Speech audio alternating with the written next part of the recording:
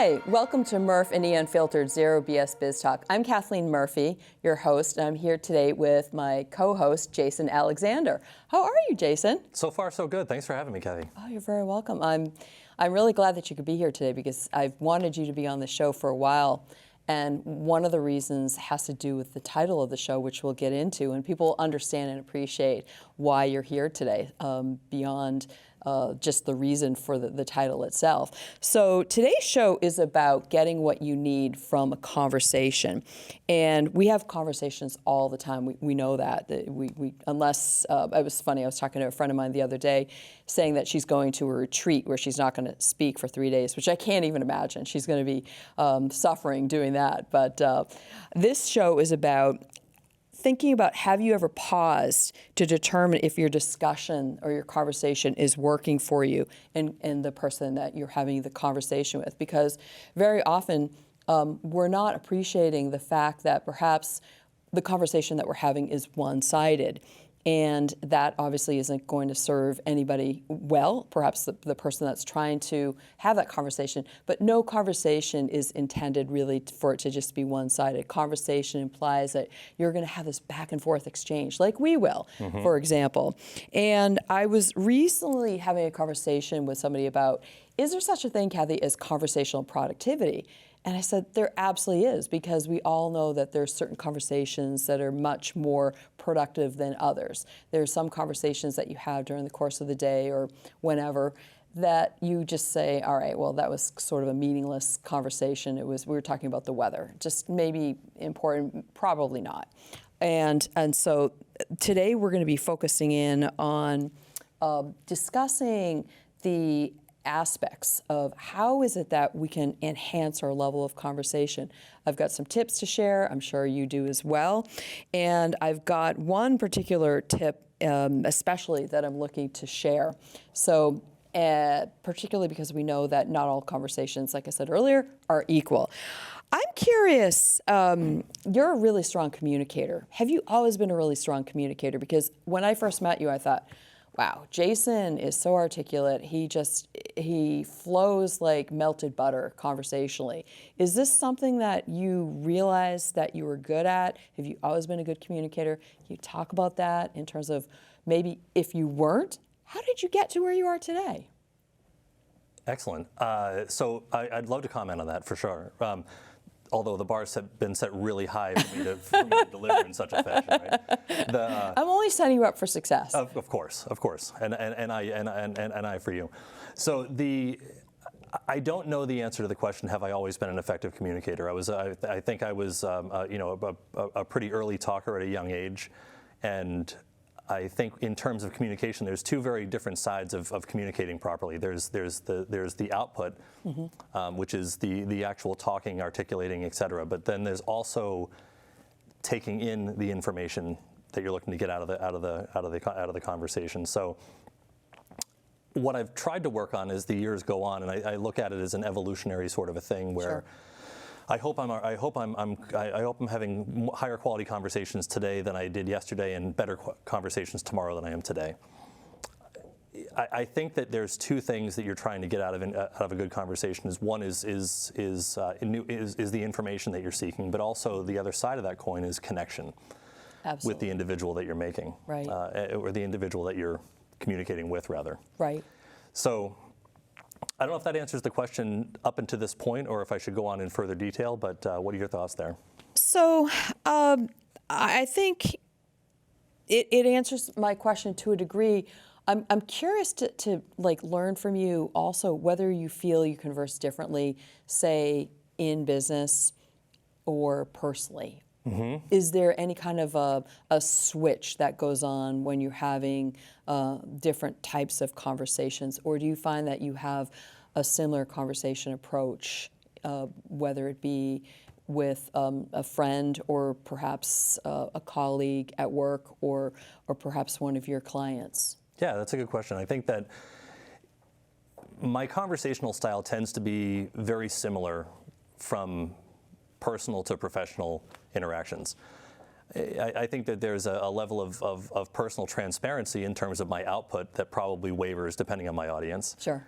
But I try to be as similarly authentic and as similarly myself at all hours of the day when having conversations with people. And I think it leads to developing, I found that I've developed very similar relationships and wonderful friendships with colleagues and individuals who started out as either clients or business associations, networking associations, and you wind up gravitating to those that have a similar authentic conversational and communication style. So I like to think that while I'm sure I'm probably much more candid in a personal setting, or at least willing to divulge more information to those I know better, my conversational style tends to be pretty equivalent from my professional and personal lives. I would say the same about myself, but I wouldn't necessarily claim that I was always, in my mind, a strong communicator, particularly when I was put into situations where I had to speak publicly. I remember one time that I was asked to go speak, and I was very honored to do so, but I was asked to go speak in London, and it happened to be about a topic that I wasn't that comfortable with, so I really felt reliant upon my slides, and I felt like I almost had to read from my slides in order to talk to the audience and to present my information. And I thought to myself, that was the worst experience of my life. I never want to experience that again. And I remember that being a pivotal time in my life where I said, I've got to get better at this because I don't ever want to experience that angst again. And I've had other people in my business come to me that have said, look, I'm just not a great communicator, Kathy. How is it that I become better at this? Do you have some tips that you can share in terms of helping me to feel more comfortable, more natural, more authentic? And I always say, of course I do. One of the first things that I tell people is that they should have a natural curiosity when it comes to having a conversation with other people. And to think about also the aspect of when you go into a conversation, is this conversation just for the sake of killing time? Is it a purposeful conversation, a meaningful conversation? Does the conversation have a beginning, middle, and end? Are you thinking about stating the outcome, perhaps, of the conversation up front? Say, hey, I'd like to talk to you about X because this is a concern of mine. So the person knows ahead of time before you launch into the conversation what it's going to be about. So the person can kind of prepare mentally and to engage properly in that conversation versus being kind of ambushed. I'm sure you've been in a conversation where you felt ambushed and maybe you didn't see the conversation coming your way and somebody launches into it and then you become really defensive. And it's hard not to feel that way when somebody puts you in that position. And so I always tell people also, it's really about practice. Practicing your conversation ability. I do this all the time. I'm sure you do too. I have to do this in public all the time. I do this in my written communications, and I've been working at this for years. I never felt like I was a strong writer either for many years. I've shared with other people that I was dyslexic, so writing to begin with was really hard. Ironically, I did get a degree in journalism, so I worked exceptionally hard at it, but I still feel like it's a craft that I have to keep working on.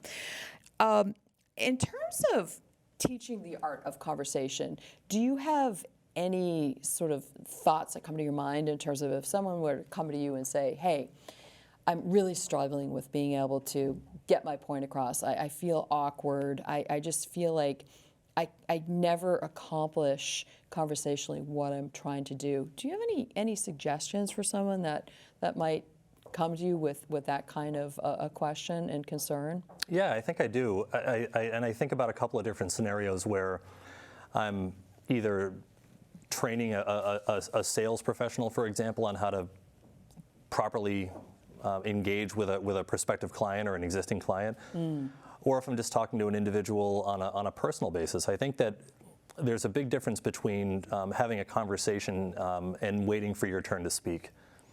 I think conversations need to be treated as, need to be stemmed from questions and need to be iterative and evolutionary in nature, meaning that as you and I are having a conversation today, I'm not going into it necessarily with a hard and fast agenda, which is going to say I need to get these 3 points across, and every couple of seconds I'm going to let Kathy talk. But the next thing I'm going to say is going to be kind of a static piece of information no matter what you have to say. Right. So talking, getting a point across, asking a question, and then having a response to that question from you had mentioned coming from a curious perspective. Yes. Curious questioning is at the heart of great conversation.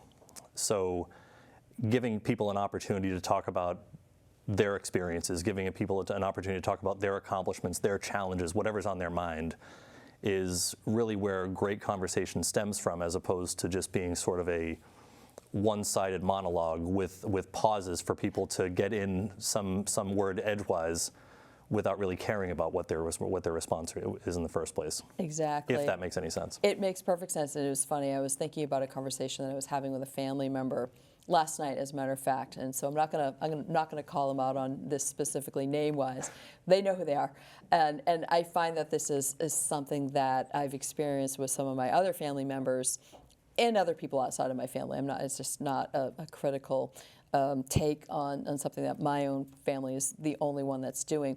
But when I'm conversing with somebody, I find it really challenging and difficult when they don't let you finish what you're saying, and they break into the conversation, and you just are constantly fighting and feeling like, let me finish.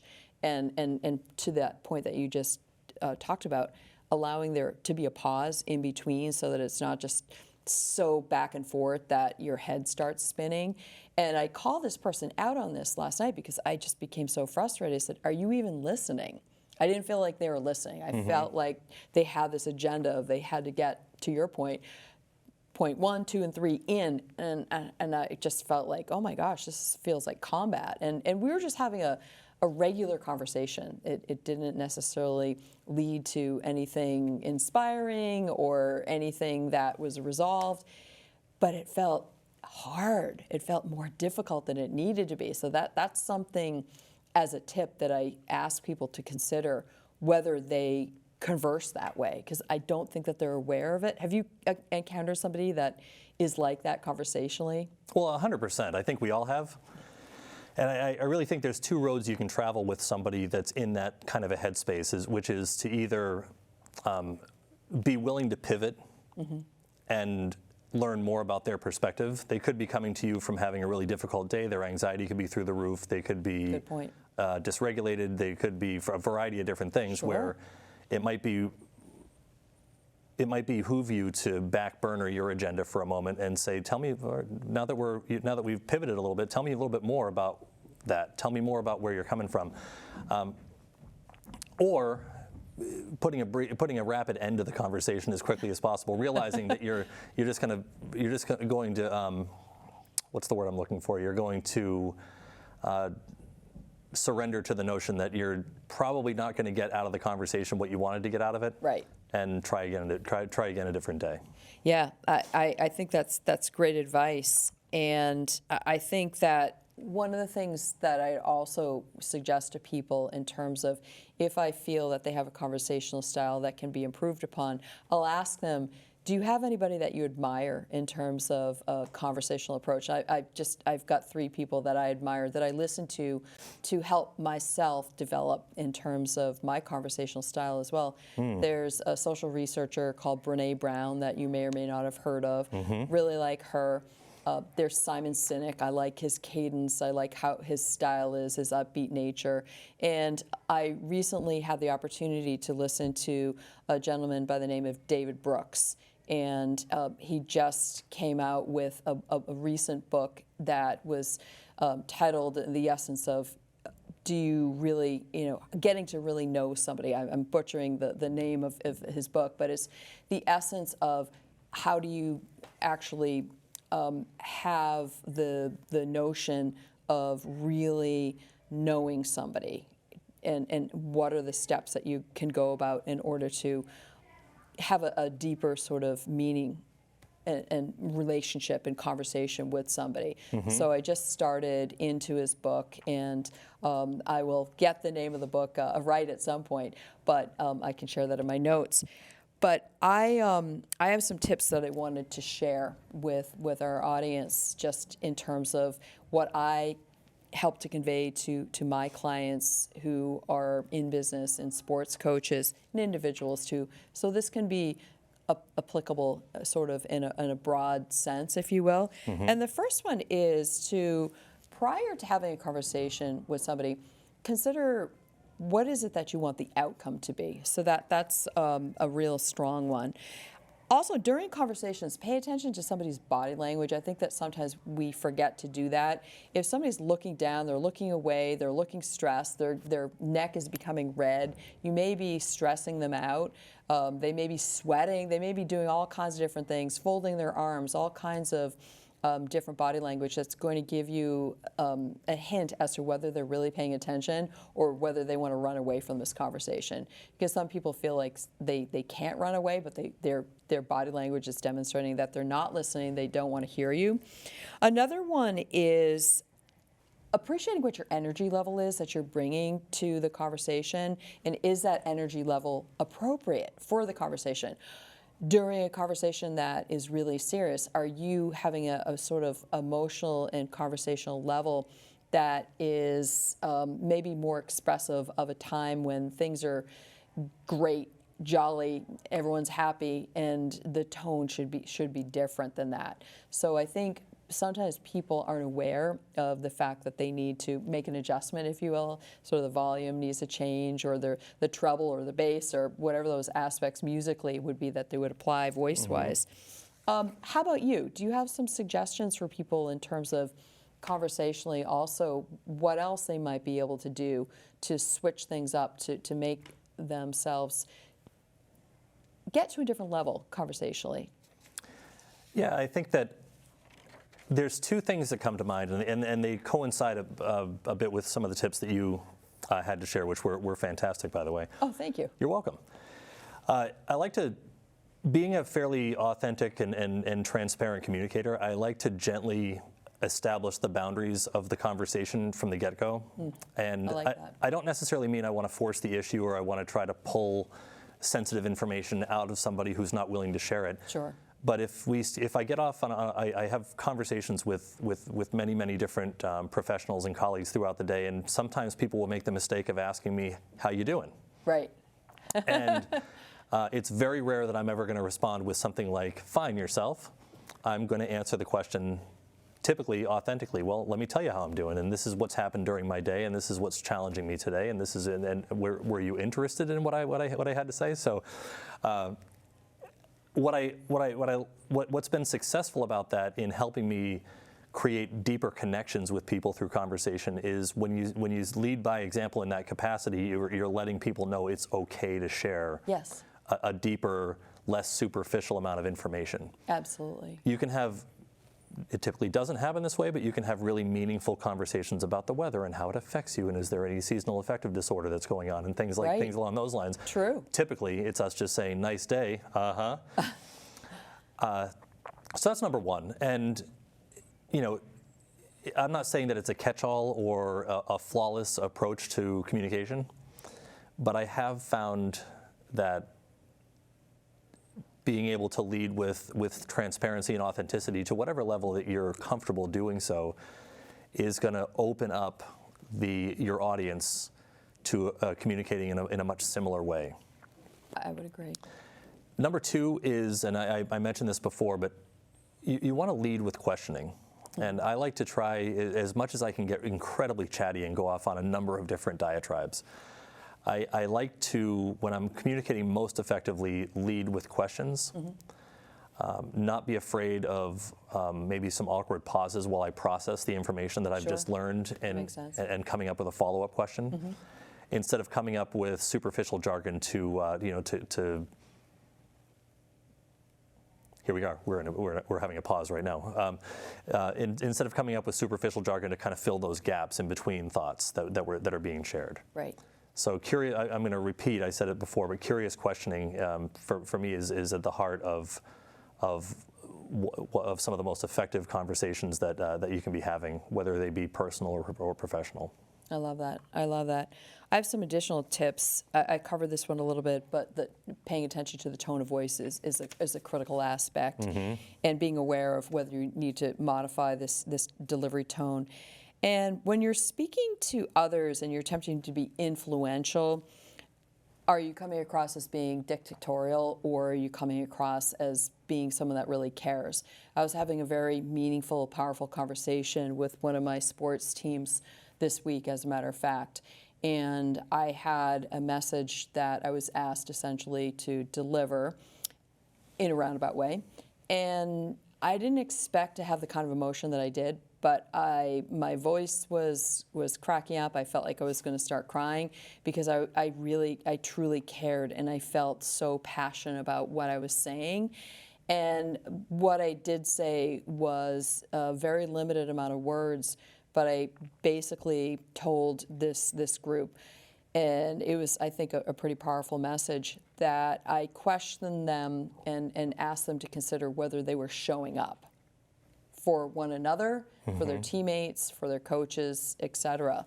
And the look that I got from people was just incredible. I mean, it was just heart melting. I felt like I really connected, and it felt beautiful.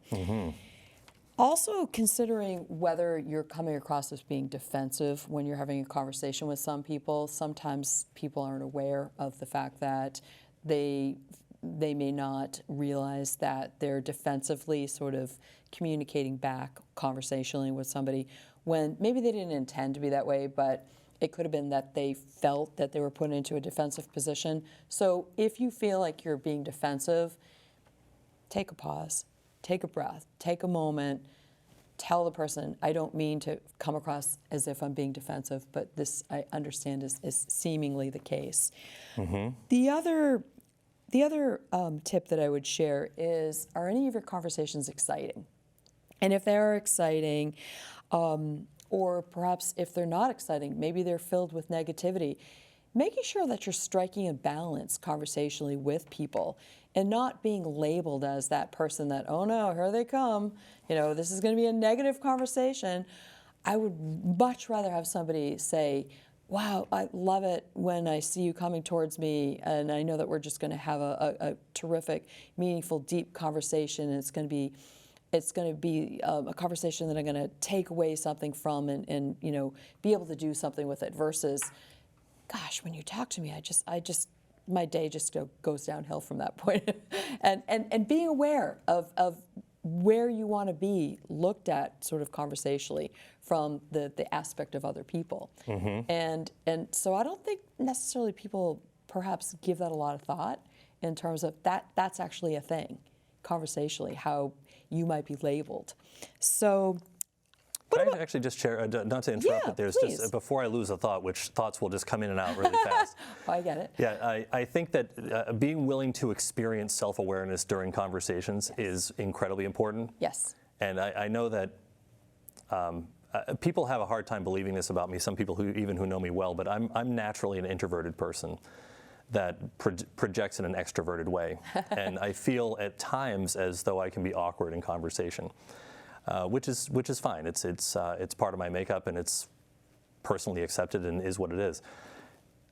I find myself checking in with my audience quite oftentimes. I like that. And after I've gone, I do a lot of coaching and I do a lot of training. And with my audience, with an executive I might be coaching, I'll tend to pause at least every few minutes or every 5 or 10 minutes and say, okay, we're going to take a time out now. I've just talked a lot.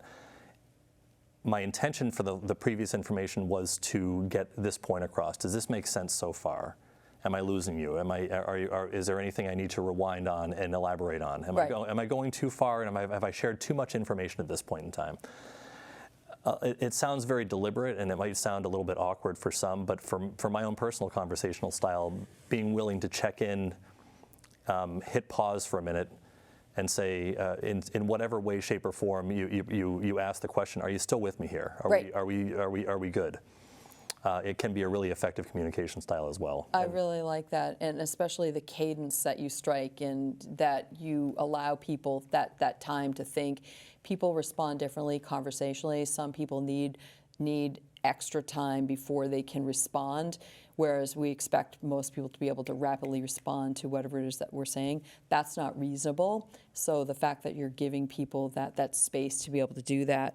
One of the bonus tips that I said I was going to share and I sort of alluded to this earlier. I just want to make sure that we get this in there because we're wrapping up our show at this point, but was to, at the beginning of the conversation, be intentional about saying, are you getting what you want from this conversation, such as you just expressed in a different way. And I think that's really a highly effective communication tool and skill that anyone can apply. And I feel like people will take their conversation levels to a much different place if they just apply that one technique. So this has been so much fun. This is definitely a topic which we could go on and on about and share all kinds of additional examples of how we've applied this with our own clients, with our families and friends, et cetera. But I want to thank you for being here today, and I want to thank our audience for being here at Murf+E Unfiltered, Zero BS Biz Talk. Please come back and see us the next time. We'll be sharing lots more tips, and I'll get the David Brooks name of the book out to everybody, but you can look him up as well. He's a fascinating guy. You'll love him. So thank you. Thanks for having me. You're welcome.